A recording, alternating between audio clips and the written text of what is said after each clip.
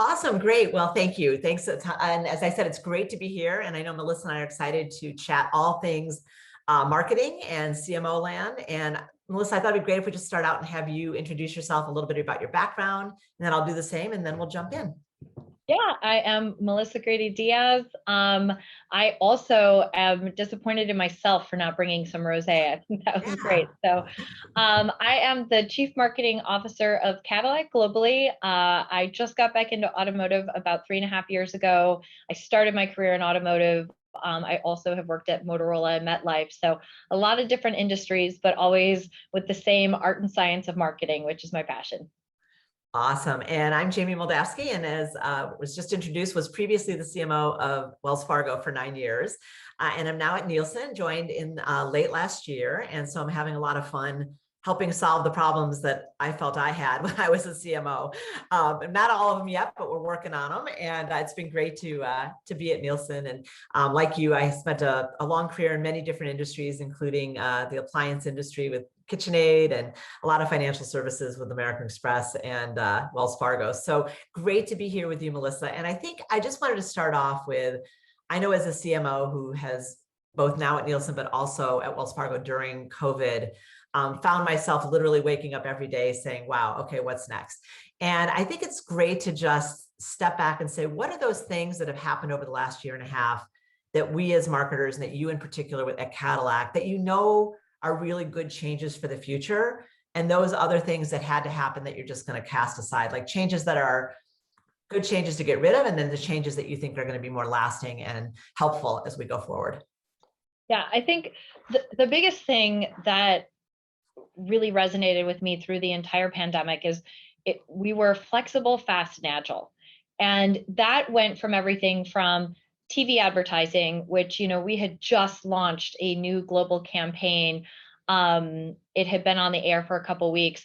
We pulled that off the air, got a new spot developed and on air within 7 days. And like seeing something like that was just unbelievable. To GM, who, we had to stop producing cars for a little bit. We started we started creating ventilators, masks. It was like this amazing moment when we just all shifted. And I think that that's given us really the confidence moving forward to know that when we see what the right direction is and we see what we need to be doing, whether that is with a brand direction, whether that is with a new channel we need to be in, when things are changing, it's not as big of a shift as I think we thought it was. And so that's been the biggest thing going in, that if we're like, can we do this that fast? The answer is yes, and we know that. So I think that's really the biggest thing. The other thing, and they were talking a little bit about it in the previous panel, is seeing the shift in consumer behavior.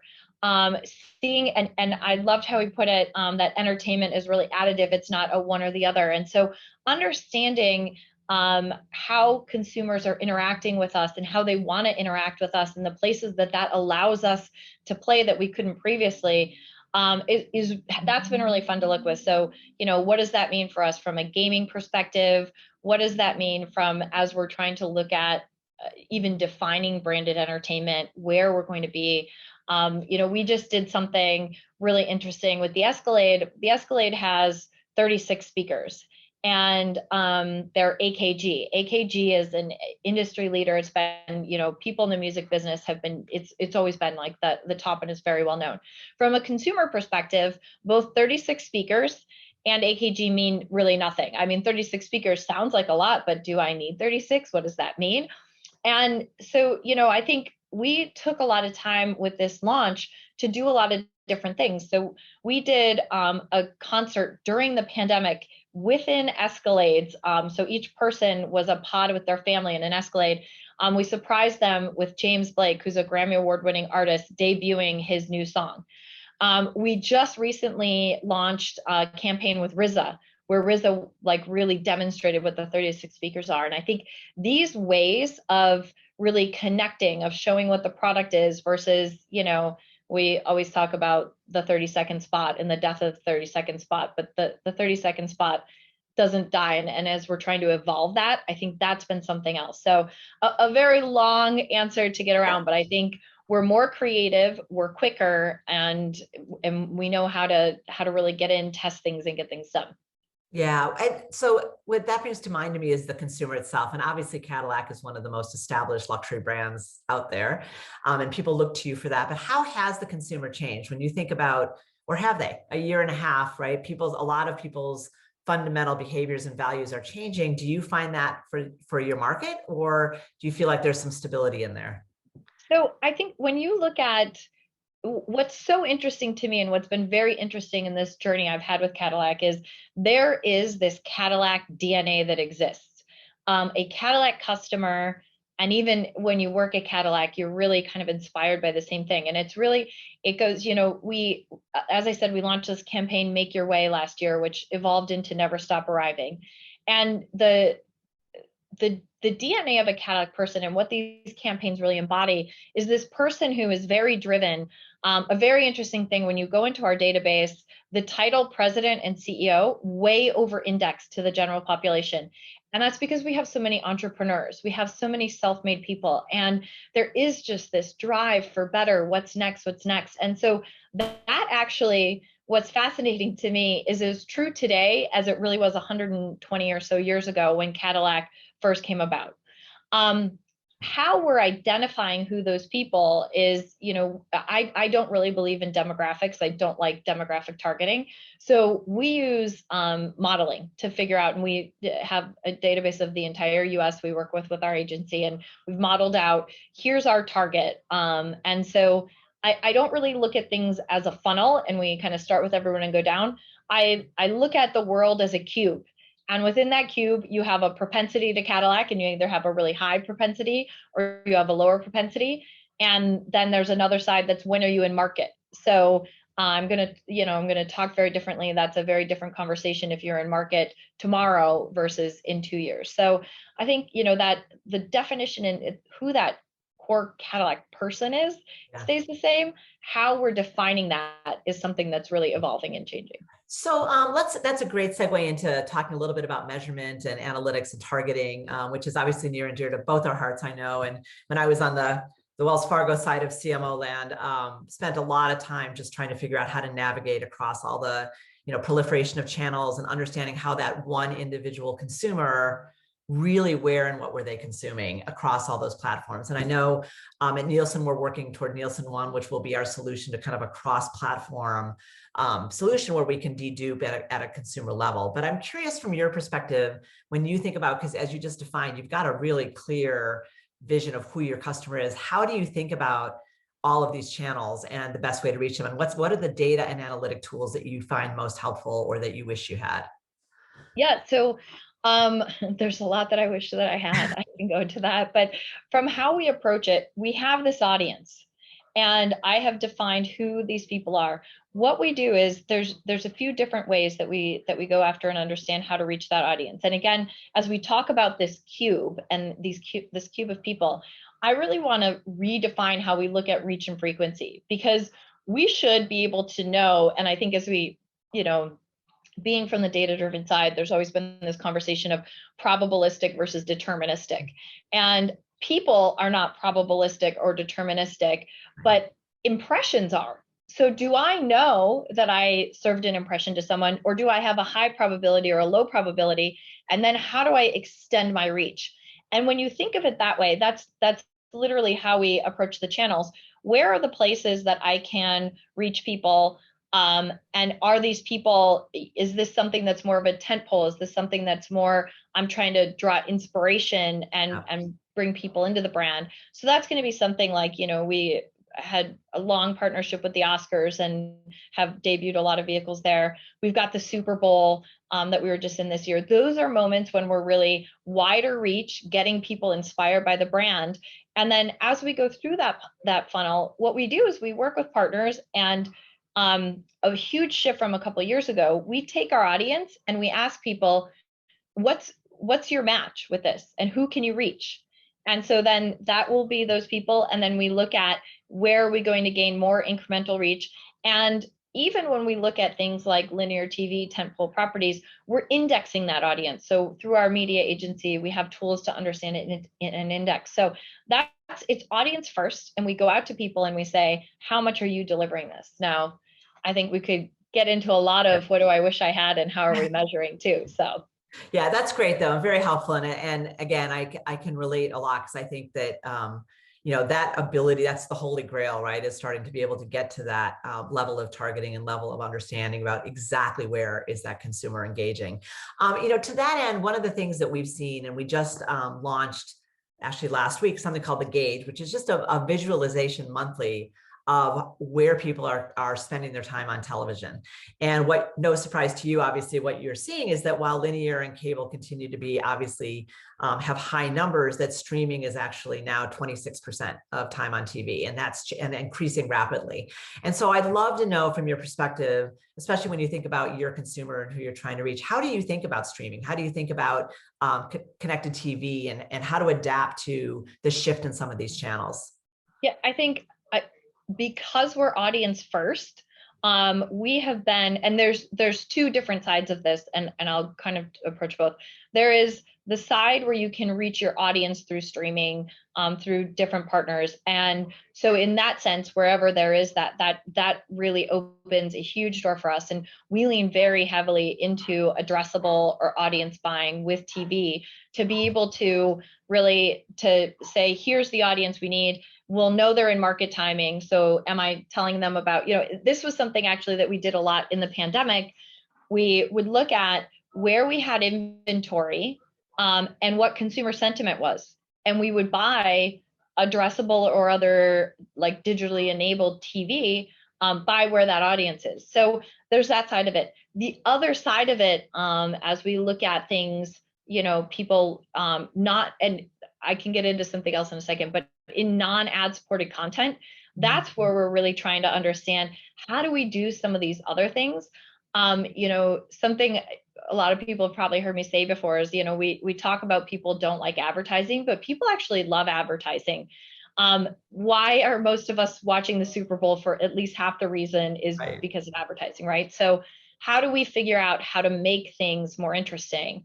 But I think we're at a very interesting moment as we talk about these things, as we talk about streaming. And you started to see some of these subscription services these services that'll show you what subscriptions you have. I think as we look at the deprecation of cookies and as we look at subscription fatigue, people are going to start to understand the value of their data and the relationship and how content is brought to them and what that means from a brand perspective, I think is about to change. And I'm hoping it gets really interesting and allows us as marketers even more fun ways to connect.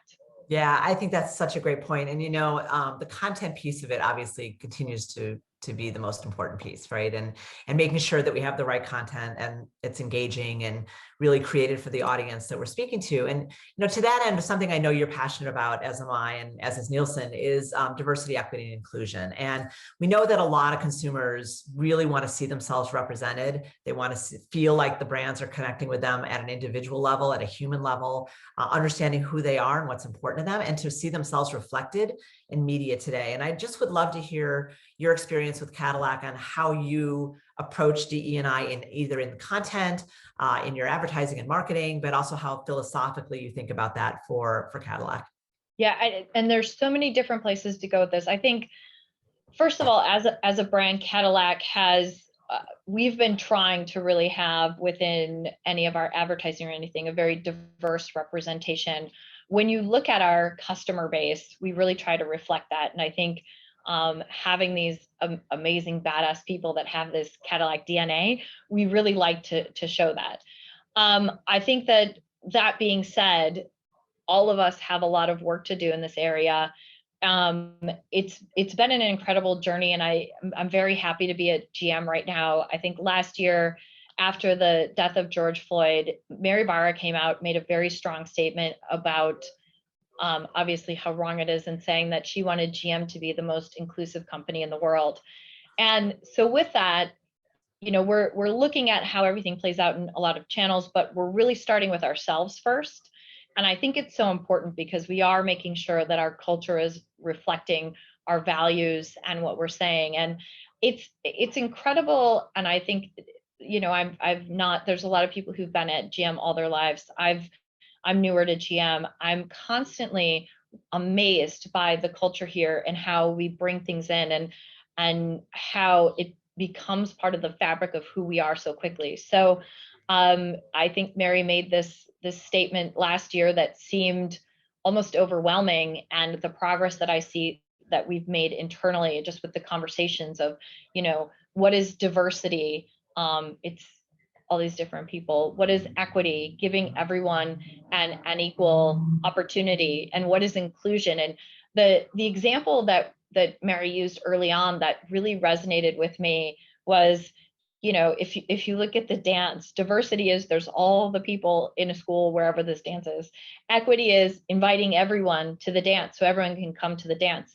Inclusion is being asked to dance.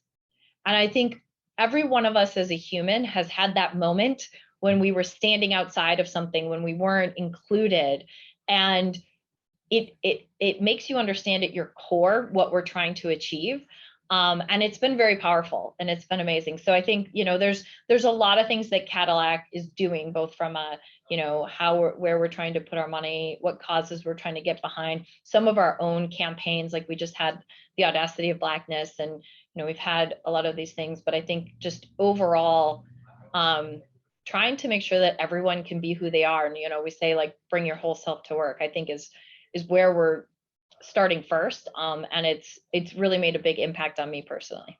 Yeah, I really appreciate that. And I think, it's interesting. I know there's that we sit in a unique place to have kind of two roles, right? One is the impact internally on our organization.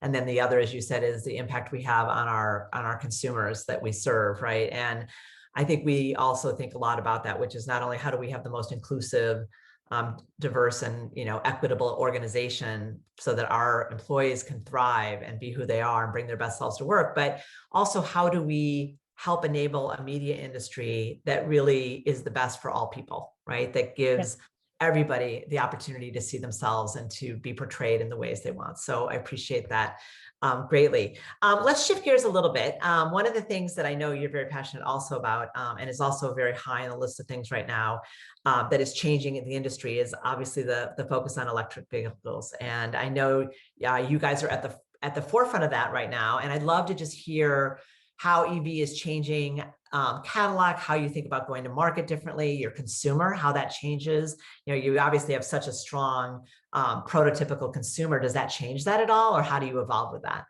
Yeah, it's been really interesting to go through this. I think the industry right now is moving so quickly towards EV. And I really think that Tesla has played a big part in that mindset shift. What we're seeing now, and I think as we look at, Cadillac will be the first brand within GM to be all EV. I'm really, really excited to be here at this moment and to drive this change. I think it's so important. And as we look at our consumers, and it's really all of us, right? It's not a question of who, but when. Yeah. So does the consumer stay the same? Absolutely. And, these same people, who, when we look at ourselves, so we are the same human beings that we are, we'll just start driving EVs. And so we look at it in two ways. Number one, where is someone on this spectrum of time of, is it going to be their next vehicle, maybe their next vehicle or the one after, or they're going to be one of the later people. And there's, obviously from a product portfolio perspective, we'll have products all the way through as people are going through this transition. To help them with that transition, though, because it's a big difference. And I have to tell you, like, a personal story, I recently, we've as we're trying to go through, you think about what is that consumer journey going to be? What are going to be some of the pain points? So we do all of the research on pain points. We think about it all. Then there's bringing it down to yourself. And I actually tried to plan a road trip recently with an electric vehicle. And it's, when you talk about range anxiety and charging stations, it becomes very real when you realize you may not make it to the next point. Exactly. And so there's, I think within GM, And again, this is when you're so happy you're part of a bigger organization like this, huge initiatives to deal with what is the charging network and how do we make that pervasive? How do we make sure that charging happens quickly? Something you also don't really think about because, you're going to do 80 to 90% of your vehicle charging at home. So it becomes sort of like charging your phone at night. You plug in your phone, you don't really know how many minutes per hour you're getting. It doesn't really matter. You charge it when you go to bed, you wake up and it's charged, right? That's how your car is. Except when you're on a road trip or something like this. So how we're fixing the infrastructure is core. And then once the infrastructure is really there, which I think, we're really close, then how do we educate people about that? How do we make things like getting your home charging station installed? How do we make that all easier? So that's what's going to, you're going to have the early adopters, and then you're going to have the people who are going to wait, are going to have different needs. So that's how we're looking at it. It's really interesting, especially when you kind of bring it into your own behaviors and patterns. Yeah, I love your comment too, that it's not a matter of who, it's when, because I think, I know we got our first electric vehicle last year, and we just experienced the range anxiety that you talked about. And it's really, it's life-changing in many ways, right? And I think I have teenage kids, if you've got kids in that age range, for them, this is just the way the future is going to be. And so, I love, as you think about your demographic and your psychographic and who you appeal to, that this is an evolution of your existing customers and where do they want to be. So I love thinking about that way. I just want to make a call out for questions. If people want to submit cute questions, we'd be happy to answer those in a few minutes.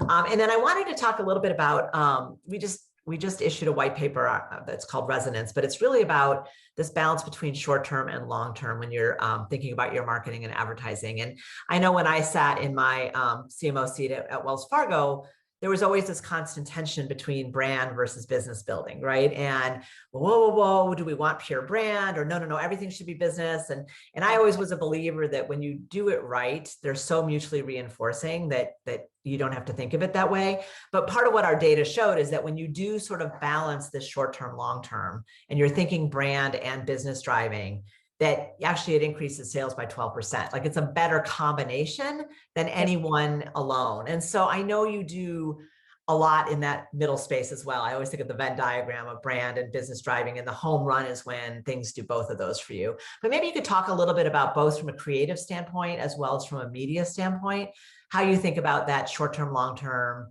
business brand intersection.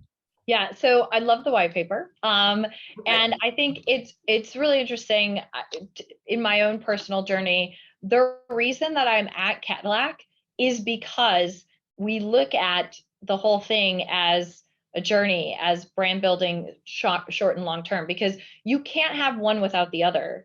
And I've got a very performance marketing mindset, but I think the best way to describe to performance marketers the importance of brand. As a performance marketer, the way that you test how well something's doing is you run blank ads, or whether it's a CSR ad or something blank or whatever. So it's the creative that is going to drive the change of whatever you're doing. And you've got to, again, if we think about this cube or the funnel, if you want to go back to the funnel, you've got to fill the funnel. With the cube, you've got to be moving people through to the, we've got propensity, where are you in the timeline? And you've got to always be doing both of those things. And it is like, I think, again, if I speak a lot to performance marketers who sometimes are the ones who will argue against, well, we can't do the brand stuff, it's not important. And if you run TV, your digital always goes up, because these things are always working together. And so it's so important. I think it's probably the most important thing as marketers for us to understand, is how these two things work together and how important your brand is. Your brand is actually, like, they've done research, and they went back and looked at during the recession, brands that had a stronger opinion and consideration, their sales dipped last and came back first. Yeah. So. Great, thank you. No, that's great, and I completely echo your sentiments. And it's hard to sometimes as a marketer, because you're you are balancing Drive creative and results. you're balancing channel, and all of those can sometimes be hard to navigate when, and to your point, trying to make sure you're optimizing at all times. So having that real-time measurement is really important. But I think it is the way of the future. And I think those companies that are most successful find that special blend. We do have some questions coming in. So I'm going to start with one that I love, because I just, as someone who's worked in a male-dominated industry before myself, I think this is really interesting. But how have you dealt with working in a male-dominated industry, and how have you had to overcome stereotypes or other preconceived notions to establish yourself as a leader? Yeah, I think this is, and I'd love to hear your opinion on this too, like having come up very much the same way. This has been something that has been interesting, and I think for me, an area of growth, because early on in my career, and it was a lot more male dominated early on, and I found that I used to try to be the loudest and smartest person in the room.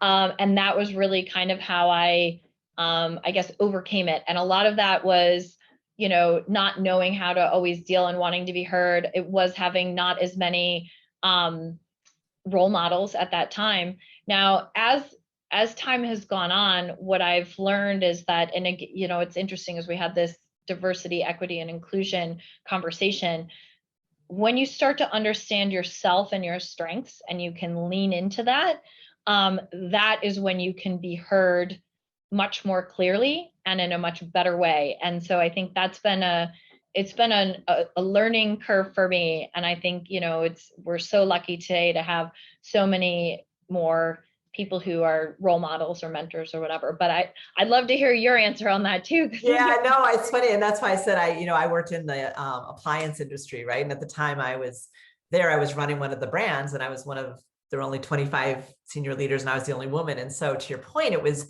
very challenging, because you're standing out and aside. And I think in today's world, with all the progress in DE&I, I think the strength to look within, as you said, and find out really what are your strengths and how do you bring those to light, is really what's important. But I remember initially being a little bit more in the shock mode of, I don't know how to fit in, but also be myself. Like, how do you find that balance? And I think you said it really well. And I do think, for me, it was a lot of, to your point, figuring out what did I uniquely bring to the table. And in that instance, there were many things I brought to the table, not the least of which is I was the only woman in a room full of people, like you often are, talking about the largest percentage of consumers of the product that we made.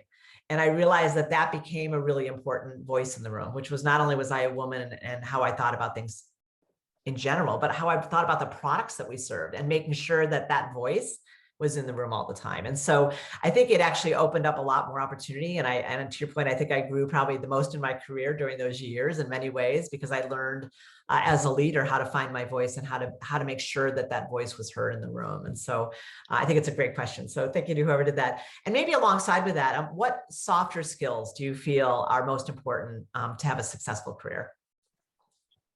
I think there's so many places to go with this. And I think it's something that I also think is really important.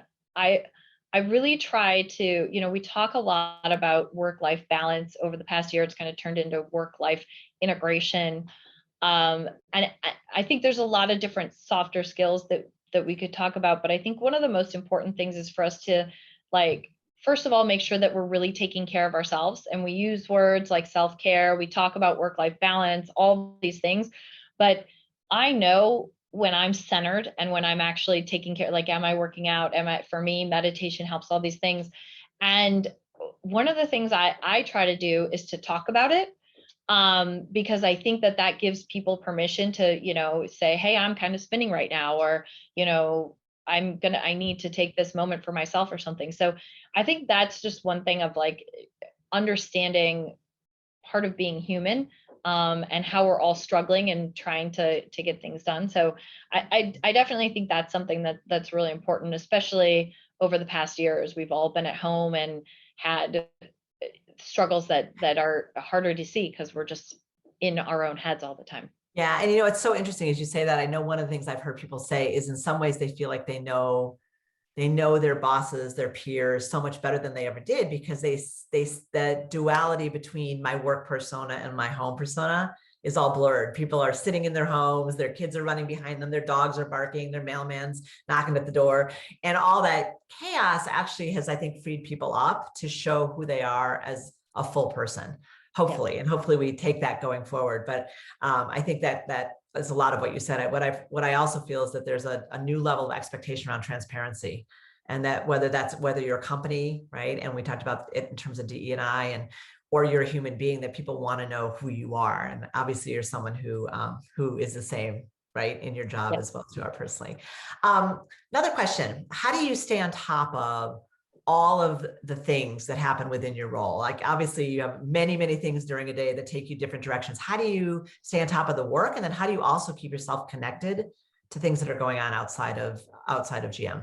Yeah, I think this one is so important. And it's really interesting when I think about it, because I went to school for what I do a very long time ago. I went to Northwestern and I got a degree in database directed e-commerce. And this is what I do. What I learned there and how everything works today are completely different. So it's inherently in how quickly things are changing in the world, we have to constantly be learning. And so how do I do that? It's just in so many different ways. I think there are times when you start to hear that I think like 4 years ago, when you start to hear about cookie deprecation and these types of things, you have to go like, it's amazing living in the time of the internet, because you can just go online and sort of like get in a hole for like a couple hours and learn and get yourself up to speed. And then, I always like to take it into conversation with someone who knows and push on what I think I understand or what I don't. So I think like, surround yourself by people who know a lot of things, have a lot of conversations, and just keep trying, however it is, whether it's taking online classes or just going online, and there's so many resources, I think. But it's the one thing you have to remember is you have to constantly be learning, because there's the saying, the only constant is change, but it's true. Like even if you look back 2 years, how things work, who was doing what, very different than today. Yeah. And I think to your point, like having a growth mindset, right, is so, especially as a marketer, where you are about the consumer and the marketplace and what is happening, and not only what's happening today, but what is going to happen. And I think having that pulse on all things related to your industry for sure, but really just consumers and where they're going is huge. But I appreciate hearing that. For me, it's always good to hear how other people juggle all those things as well. Maybe along those lines, we have a question. You and Cadillac have been on the forefront of many different trends with data, AI, and EVs on the product side. What areas are you looking for now that may be more nascent, that offer exciting opportunities for marketers and brands in the future? I think it's interesting right now.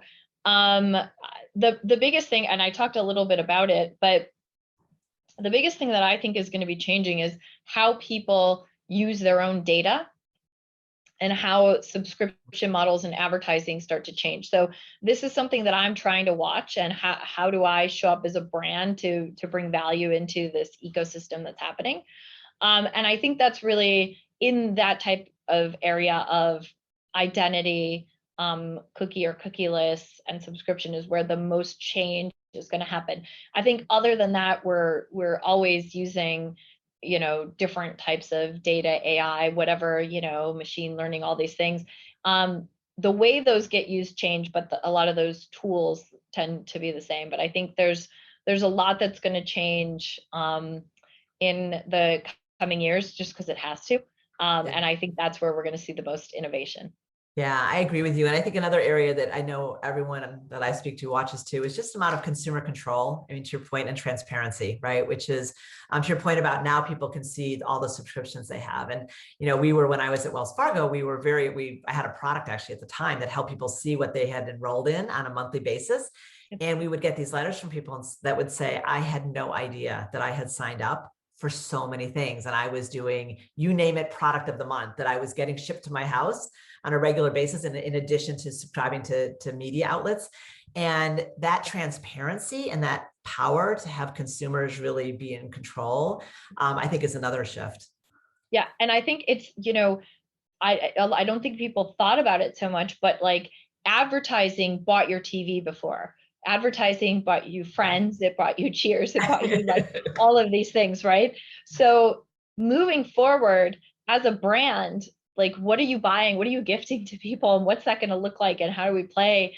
Because, you know, right now people are paying to not have advertising, but as they start to see this bill rack up, they're going to say, hey, brands, I hear it now. What can I Yeah, do? exactly. So I think Well, it's maybe this is a good one to end on then, because I think it's an area I know of passion for you and a lot of the work you've done in the past, but it's about being purpose-led. And I think it's a good place for us to probably wrap up today. But, you know, as you think about the business, the purpose-led programs that you've led in the past throughout your career, and I think that purpose-led is becoming so much more important, obviously, to consumers and to the industry. What have been some of the biggest challenges? And then what do you think are some of the opportunities? So for all the marketers out there, how do you think about living a more purpose-led life in terms of our marketing and advertising? Yeah, I think that there's two places that I'll go with this. And the first one is something I talked about.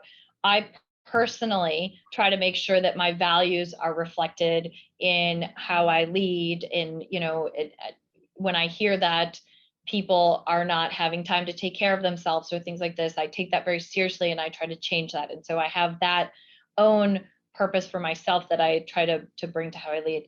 Then there is from a brand perspective, and how do you make sure that your brand is purpose-led? And I think brands are a lot like human beings. They have like personalities. I think, you know, as we all looked at this going through the pandemic, you had to evolve your brand because of your brand, like each person had to be reacting to what the environment was. And so as you start to clearly define who would my brand be as a person, what am I trying to represent, how am I bringing this to life, it just gives you this North Star, and then you know what to do. And so like right now, I think this is a huge subject for us as we're moving into EV.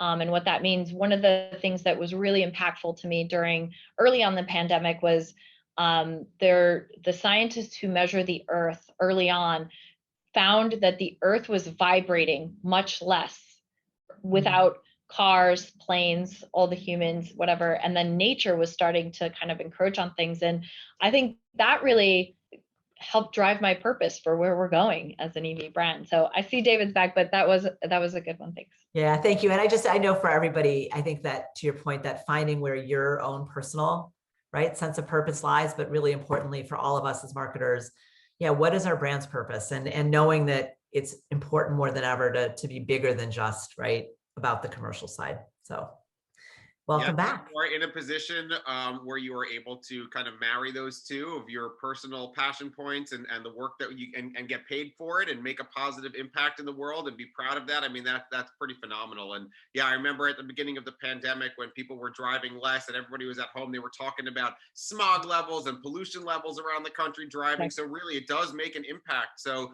you know, kudos to you guys. You know, we've got our first hybrid, but hopefully a full EV on the way. And again, Melissa, it's always a pleasure having you here, and Jamie, phenomenal job, you know, moderating and leading this discussion. So thank you both for giving us